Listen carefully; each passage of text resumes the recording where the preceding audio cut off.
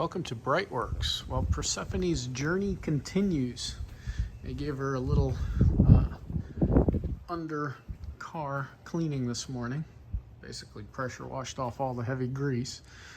And there's still plenty left, but we're going to drop the drivetrain while she goes out and gets some welding repairs done on the body. So we're going to pull the drivetrain down, rebuild it, so that she is ready to rock and roll.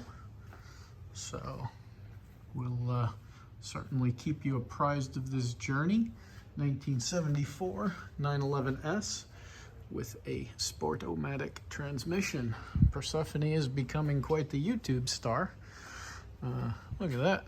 We can see that is an oil leak because I fired her up to clean all the water off. So we know we've already got one decent sized leak just from, yep, and it's not above the nut.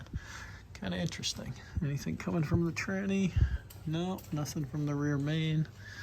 So definitely these guys were leaking, but maybe I didn't get it hot enough. But yeah, there's one pretty healthy little leak right there.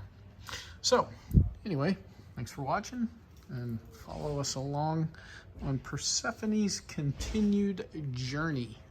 Check us out at BreitWerks.com.